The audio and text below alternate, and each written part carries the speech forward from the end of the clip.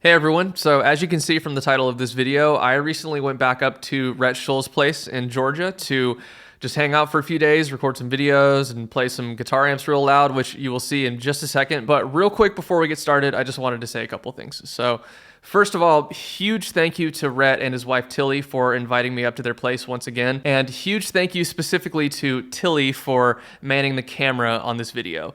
She had to stand there for about an hour just holding this heavy camera while me and Rhett nerded out about amps and played them very loud. So thank you, Tilly. I also have a pretty big announcement. So I am currently working on my very first slide guitar course that will be for sale very soon. In a nutshell, the course is going to teach you everything you need to know to get started playing slide in standard tuning in a wide variety of musical situations. And it covers all of the fundamental techniques that I use every single time I pick up a slide. If you want to be the first to know when I release this course and have exclusive access to discounts and sales on this course and future courses that I plan on releasing, then go ahead and go to the link in the description of this video to sign up for my email list so you'll be notified. So let's go ahead and get to the main part of this video. So just like with the tele comparison video that I did with Rhett a few months ago, this one is pretty informal. We're just kind of hanging out, talking about these amps. It's not a scientific comparison whatsoever. We're just showing tones from the three biggest historic amp companies: Fender, Vox, Marshall. No pedals were involved in making this video whatsoever, and we are just plugging straight into each of these amps and turning them up well into the point of natural tube overdrive. No attenuators, no nothing. Just microphones in front of loud amps to give you the purest representation of how each of these amps breaks up and how they clean up with the guitar volume. And one last thing, we filmed this video several days before That Pedal Show put out their video on a very similar topic. So it is a complete coincidence that we just happened to make the same video around the same time. We had no idea they were doing their video. So just bear that in mind. So without further ado, here is our amp shootout. All right, so we're back here at Rhett Scholl's studio. Thanks so much for having me again, man. Yeah, happy to have you here, dude. Yeah, it's great to be back. So for today's video, we have, as you can see, a wall of amps here. And the reason why we've decided to do an amp video is because we have kind of the rare occasion of having the big three food group amps in one room: Fender, Vox, Marshall. So we have my 1971 Super Reverb, Rhett's 64, Vox AC30, and a 1959 hand-wired reissue Marshall. And we also have my Tweed Deluxe clone that I hand-wired myself. And so yeah, we kind of just have all of the main, most common, famous, popular amp types here in one room.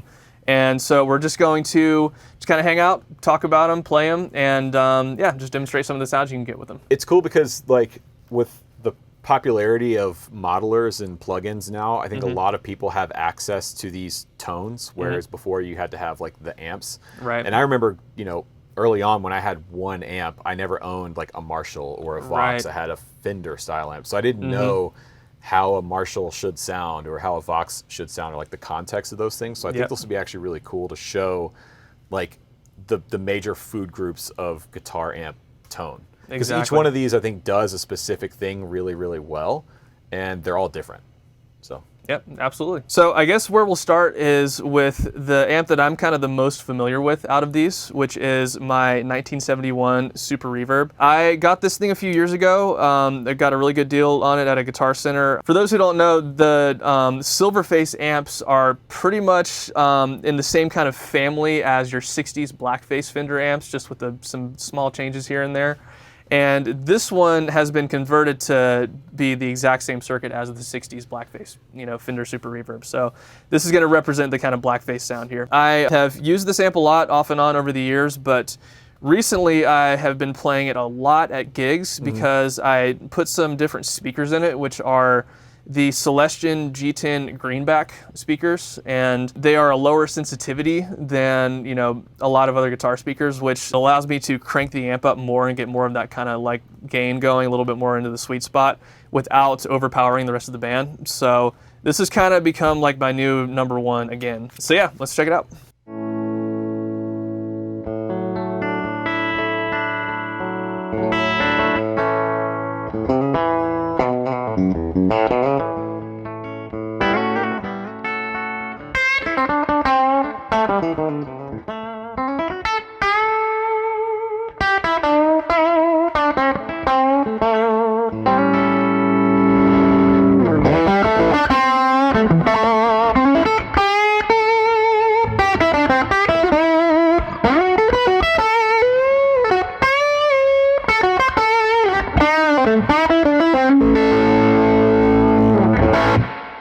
Dude, that thing sounds so good. Oh my God. Dude, I love this thing. You were playing so this the other night at the Big House gig, and it sat in the mix and fit your style so well. I think because you play with your finger, it's like that mid-range thing is so nice because you get that thump of your finger on the string coming exactly. off. So nice. Yeah, it kind of makes up for the lack of attack that you have when you're using fingers. And I think a lot of that is the 10-inch speakers, you know, and just when you turn up these Fender amps like this, which, by the way, I feel like a lot of people tend to write off Fenders as just clean amps, you know, but if you know how to set them right, if you have the right speakers in there, then they can, I mean, as we just heard, can rock like crazy. So, but anyway, yeah, it's just a combination of those 10-inch speakers and just the way these circuits are wired.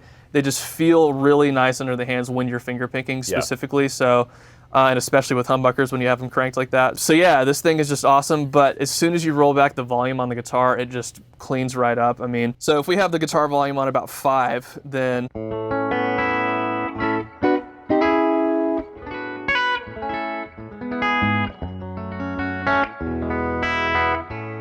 it's like beautiful, sparkly Fender clean, right? Yeah. And then just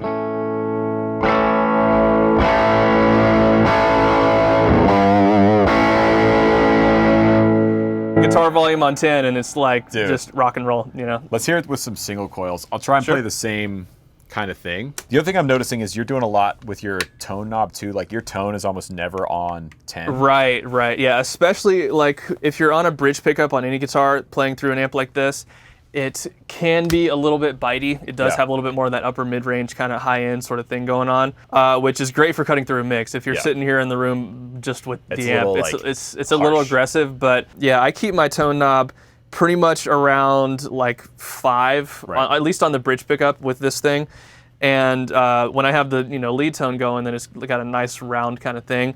But then as soon as I just roll the guitar volume back, I have that available high end to kind of get that clean, sparkly thing too. Yeah. You know? Yeah. So.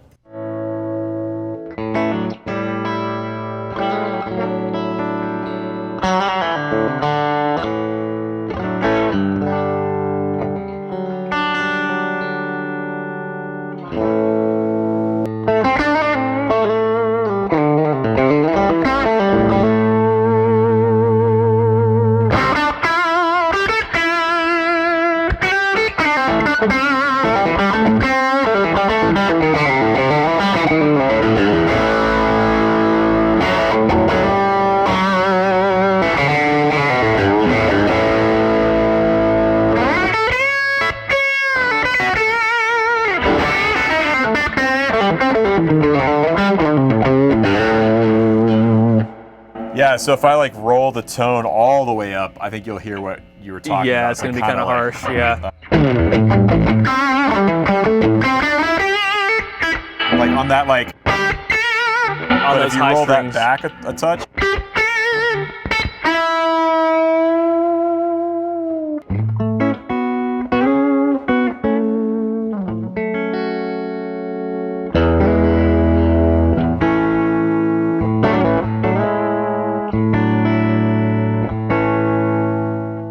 Beautiful. Dude, that amp is unbelievable. Like, yeah, I love this thing. You might have sold me on a Super. I've had the opportunity and passed on it a few times to buy an old Super, and yeah, next time you get that opportunity, man, they you really gotta are jump special. on it. Like the 410 thing, you get that like mid-range kick. It's not as bassy, which in the context of being in a band is better. Like, yeah, exactly. You want the guitar sound to be a little narrower. Exactly, and that's the thing with these amps is, like I was saying, people think they don't sound good turned up, but that's because they'll turn the bass up to like 6 or something, and then as soon as you play some low notes on it, it just sounds awful. It farts out. Yeah, farts out and sounds terrible.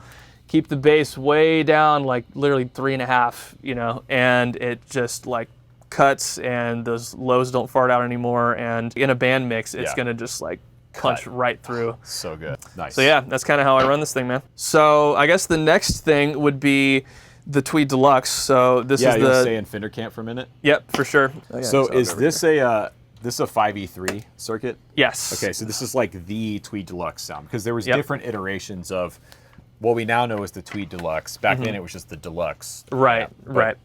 So this would have been like a 1957 exactly 5E3 circuit. Yeah, and that's the thing. So when we say Tweed, it specifically we're talking about 50s Fender circuits. I think a lot of people can get confused when they see like a Blues Junior or a Blues Deluxe, like the modern Fender amps that have a Tweed covering. Those are not the same thing as this. Those amps are modern Fender circuits, modern designs that just happen to look the same. This is, even though it doesn't look like a Tweed, it is the 50s Tweed Deluxe circuit here. I actually made this myself at the Gallup School of Lutherie. I went there for their 2-month program and built a couple guitars and did their amp building class. So handmade this cabinet out of maple and wired it up from a Mojotone kit. So yeah, this has been kind of my go-to small gig amp. And yeah, if I was gonna pick one style of amp that was just my favorite, it would be a Tweed style amp. Just the way they break up, they don't have quite the same sort of sparkly cleans as say more of like the Super Reverb kind of thing. But just the way they feel under my hands and the way they break up is just my favorite thing in the whole world. So let's hear the Tweed Deluxe.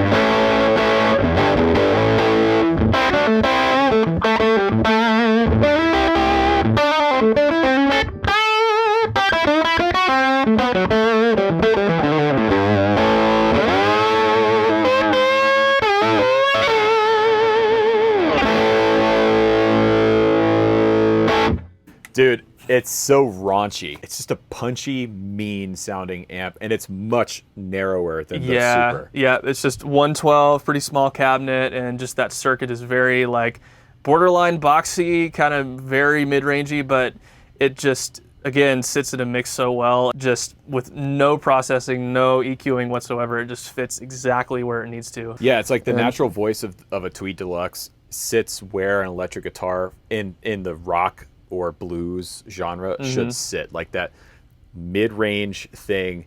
Because a lot of times when you're recording and mixing, you'll end up lopping off the low end at least, and maybe even some of the top end, depending on how the amp is sounding, to get it to fit where it should. And this amp is like pre-mixed. Yeah, almost. Exactly.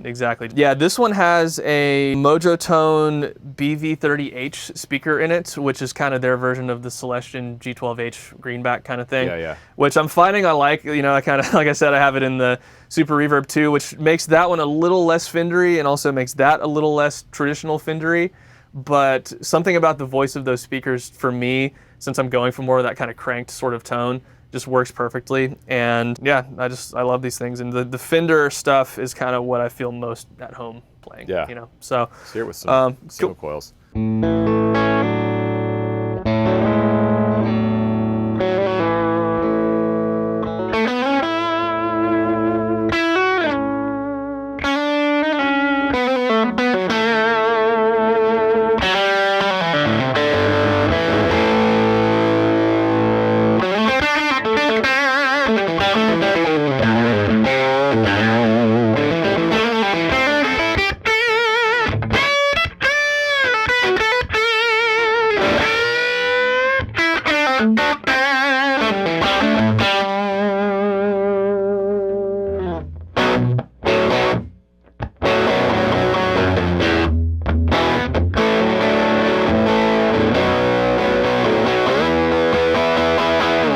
That's my go-to Tweed riff. Right. Like it just, I think it exemplifies the Tweed thing really well, but it still will clean up. It doesn't clean up nearly as well as this does. Right.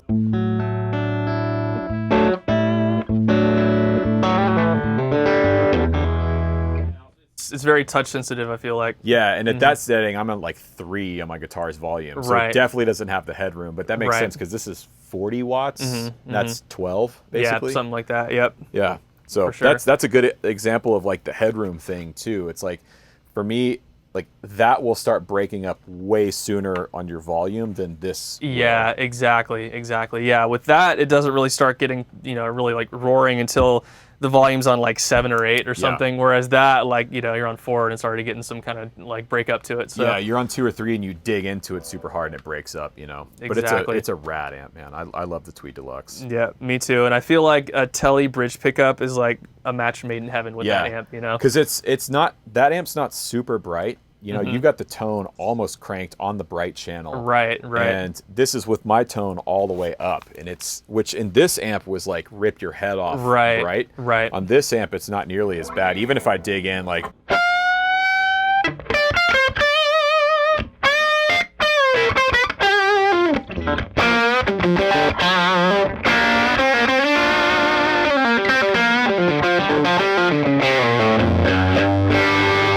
Yeah, that's like right where you want it. Yeah, you know? exactly. Should we move on to the Plexi?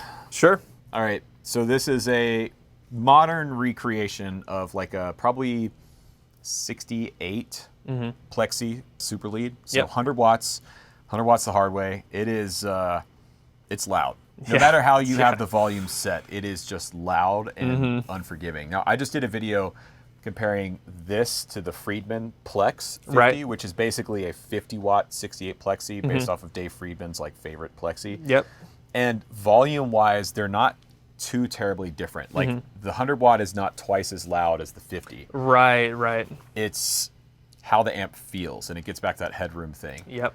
This amp, you almost can't be in the same room with it. Like when it's especially at this volume, like it's punishingly loud, but it feels good to play and like moving the air. You know, now we've stepped up into a 12-inch speaker and we got 4 12s. Yeah. And this is greenbacks in this too. These are the UK-made greenbacks in an oversized 412 cabinet, so that changes the sound a little bit too. Yep. And then, you know, channels jumped. So with these 4-hole Marshalls, these 4-input Marshalls like this, so traditionally what you have is 2 channels, and then you have independent volume controls for each channel, channel 1 and channel 2. And much like, you know, the Tweed, for example, channel 1 is the bright channel, channel 2 is like the dark channel. Now, no one that I really ever know of would plug just straight into channel 2 and use it by itself. Right, you know? It's kind of muddy sounding on its own. It's super muddy.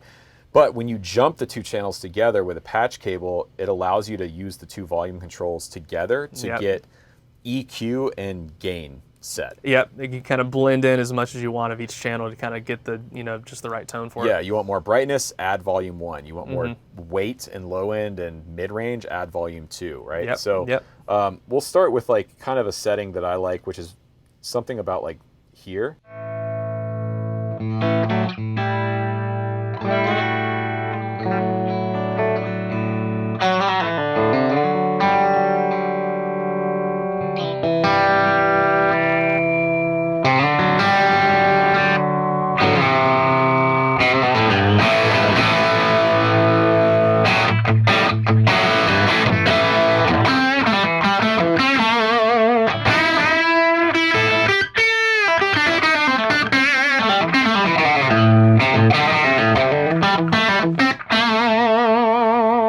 So now if I bring up volume 2 more, we'll get more like bass and low end coming from it. So.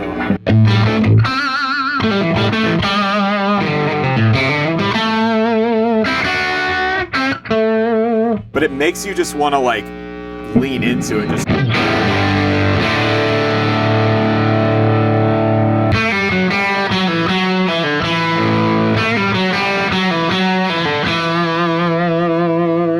Like it's a riff machine. Yeah, and you know? everything you play on that thing like hits you in the chest. Yeah, it's a thump thing that's happening. Yeah, like it's kick, you know? Yeah, like I feel like even though the super reverb can get very loud and has a big, huge sound to it, it just, you know, those 412s with this 100-watt amp, it just has a certain just like, that like nothing else can get, you know? It makes you, at least me, it makes me want to play just real ham-fisted, just rock riffs and power chords, you know? Like I want to play really beautiful, like sustaining lead lines and solos on this amp, and I just want to like just play riffs on it. Bang out some riffs on it. Yeah.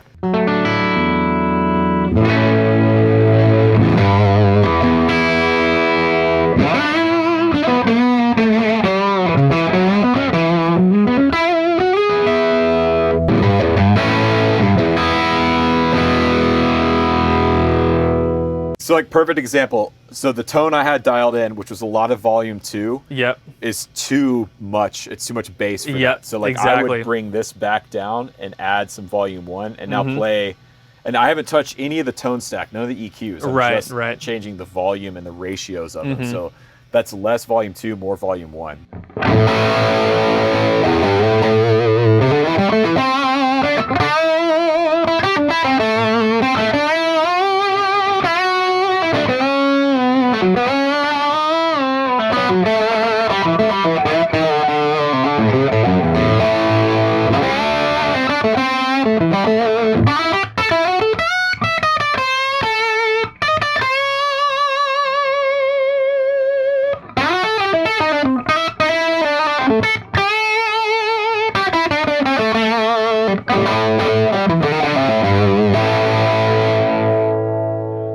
With that sound, you're really getting that Marshall bite. Like Yeah, when you really yeah. dig in, you'll hear this like crunch bite thing that Yeah, just the kerrang attacks. they call it. Yeah, man. Yeah, and like it's if you really do like coming a through in that setting. Mhm. And that's where like a lot of those, like the Les Paul, that guitar and this amp are like a match made in heaven. Oh because yeah, it's like I think this setting with this guitar would just be way too bright and right. clawing, but yeah, that sounds awesome. Yeah, this is like Les Paul into a Marshall is just the 70s rock Yeah. sound. Like Yeah. it's the most iconic, sound from that era. So, yeah, man, that is a beast of an amp. It's completely impractical. Like Yeah. I've never gigged this Yeah. amp, and I don't know that I ever could Mhm. because like you might get a sense of it here in the room with the room mics, but it is punishingly loud. Yeah. Like, Yeah. and the thing is, it doesn't really get much quieter than this. It just gets cleaner. Exactly. It's kind of one volume. It's just how crunchy do you want it to be?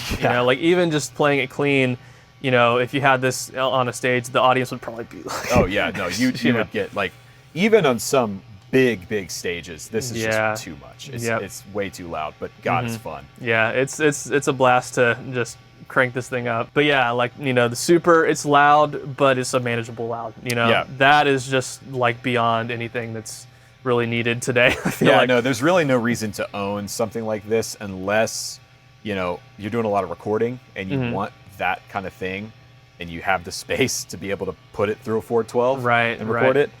Or if you just happen to be in a rock band that this is the kind of thing that you guys do and you just play 100-watt Marshalls, in which Yep. case, like, hell yeah. Man. Yeah, go for it. Yeah. More power to you, man. Hell yeah. So, I wish I could be like you. I know, me too. I'm jealous. All right, you want to go to the Vox? Yeah, so last but not least, we have Rhett's 64 Vox AC30, which out of these amps, the Vox thing is the one that I have the least amount of experience with. I, have played a lot of Fender stuff, a little bit of Plexi, Marshall type stuff, but the only Voxes I've ever played are the kind of, kind of crappy reissues they have at like Guitar Centers and stuff and Yeah. like backline type things, which I never liked, but I'm really excited to try out like the real thing. Yeah, so this is a 64. I bought it 3 or 4 years ago.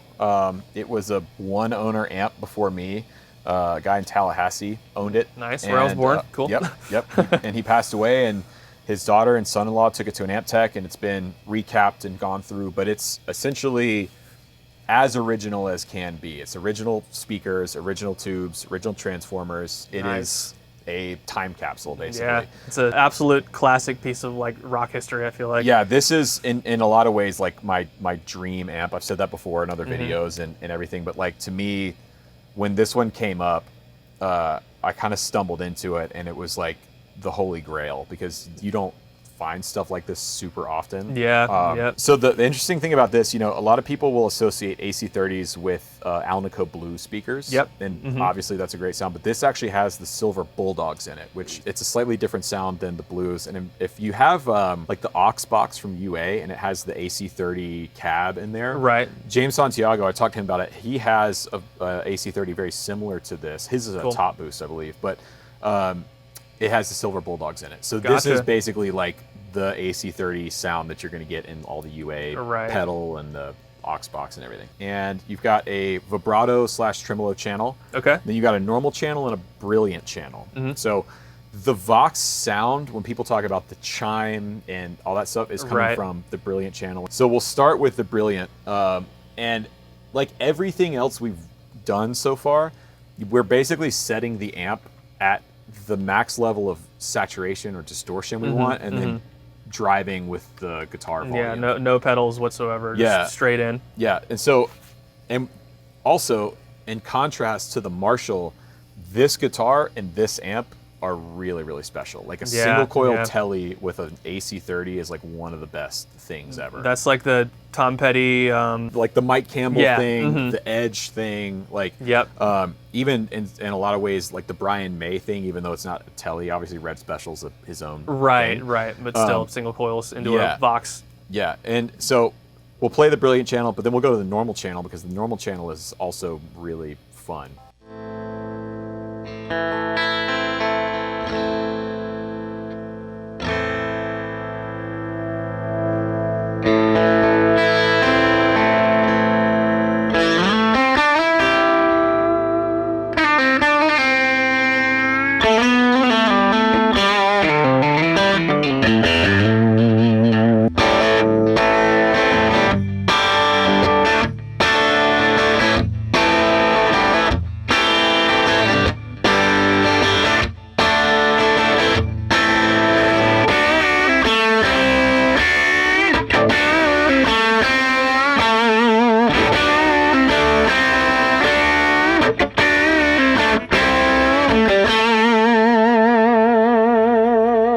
Yeah, man. So that you hear how bright it is? Yeah, it's like, I feel like it's the brightest, most hi-fi out of these without being harsh somehow. Exactly. And that's the difference between this one and one of the newer reissues. Like, right. all of the newer reissues I've played are bright and they're just piercingly harsh. Like it's like breaking glass. So what's cool about this circuit is it has bass and treble, but then it has a cut control. The cut control is cool because the way it works is it's shifting the phase of the high end. So the more you turn the cut control up, it's moving the high end out of phase. So essentially canceling highs. So like if that was too bright for you, you just bring the cut up and it's not actually cutting high end, it's shifting the phase, which is different than like a treble or presence control. Just sending it to ground or whatever. Exactly. So this is now with a little more cut.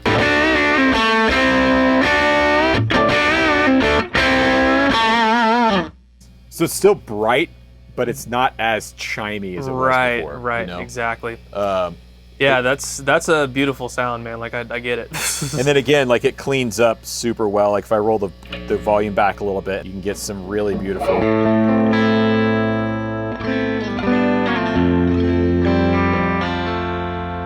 It's glassy. Yeah, yep.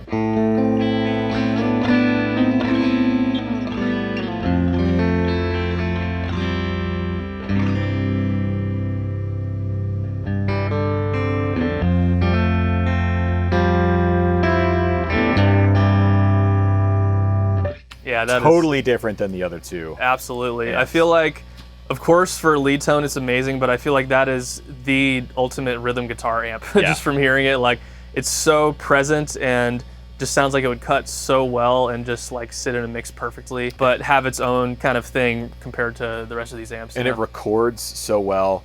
Like I just love it. So this is now the normal channel. So I'll do the same kind of thing, volume and tone all the way up, and you'll hear the difference. This is much darker than the Brilliant.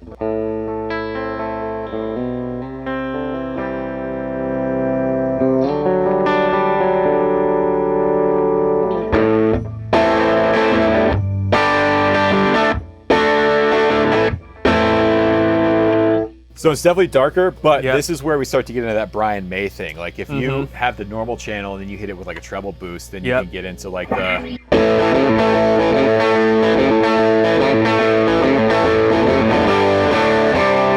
versus...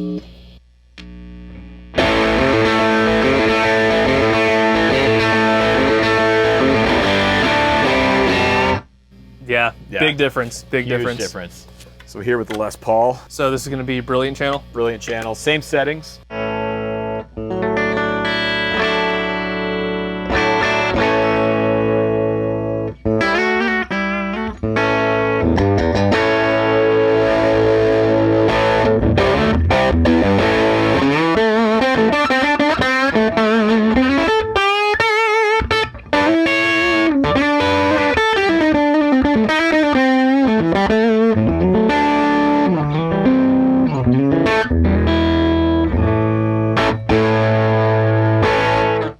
Yeah, that's it's kind of got like, in a way, a similar sort of feel to the Super, just in the sense that the brightness and clarity of it feels really nice for finger picking. Yeah. You know, like it brings back a lot of that kind of presence that you lose from not using a pick.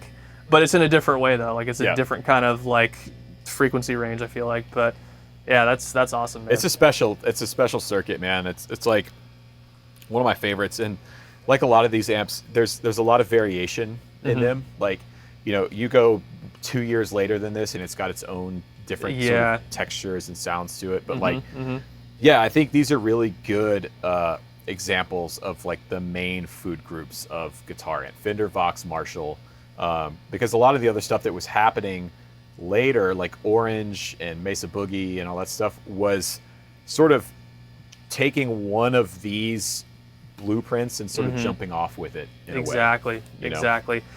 Yeah, and just, you know, I feel like any overdrive pedal out there, just so many of the modelers, they're all just kind of going for essentially one of these amps. You know what I mean? They're trying to sound like one of these amps. If it's an overdrive, they're trying to sound like one turned up. If you see a, you know, a black panel preset on a modeler, that means that, or, you know, blackface version of that. If you see chimey, it means that. If you see UK rock, it means that, you know what I mean? So these are just quintessential, most iconic guitar amps out there. Yeah. So yeah, I think like to wrap up, my thoughts are the Marshall and the Vox are their own sort of character thing. I mean, all of these are obviously, but like, to me, I go to this for a specific sound, like something I'm working on or playing on needs the Marshall, like the Plexi thing. I go to that. Or same thing with the AC30. Like, for me, the AC30 is a little bit more, I think, of my sound. I like that chime, and I think it works with effects really well. But after playing your Super for the last couple of days and hearing you play it, this is probably my favorite. This, to me, is what I would, if I just want to sit down and play, just to play guitar and enjoy it, that is the one.